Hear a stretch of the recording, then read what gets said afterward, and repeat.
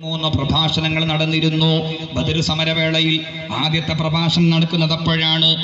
നഹ്നു ലാ നർജിഉ ഹത്താ നരിദ ബദറ ഫനഖൂമു അലൈഹി സലാസ ഫനൻഹറുൽ ജുസറ ഫനുത്ഇമു ത്വഅമ വതസ്മഉ ബിനൽ അറബു ഫലാ യസാലൂന യഹാബൂനനാ ബദാ.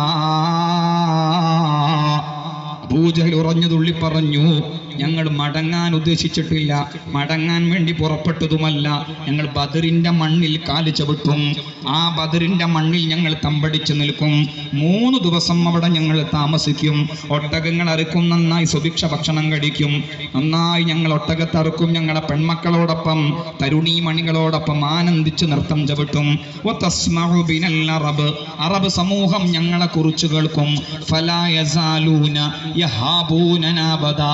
ലോക സമൂഹമാകമാനം ഞങ്ങളെ പേടിക്കും, ഞങ്ങളെ ഭയപ്പെടും.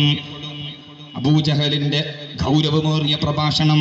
പക്ഷെ ആ പ്രഭാഷണം അദ്ദേഹത്തിന്റെ തന്നെ പാളയത്തിൽപ്പെട്ട അഹ്നസ് ഇബ്നു ശുറൈഖ് എന്ന് പറയുന്ന വ്യക്തിക്കും ബനൂ സുഹ്റ ഗോത്രക്കാർക്കും, അവർ 100 പേരുണ്ട് മൊത്തം, അവർക്ക് ആ പറഞ്ഞ വാക്ക് രസിച്ചില്ല. അഹ്നസ് ഇബ്നു ശുറൈഖും കൂടെയുള്ള ബനൂ സുഹ്റ ഗോത്രത്തിലെ 100 പേരും പറഞ്ഞു, ഇനിയൊരു പോരാട്ടത്തിന്റെ ആവശ്യമില്ല.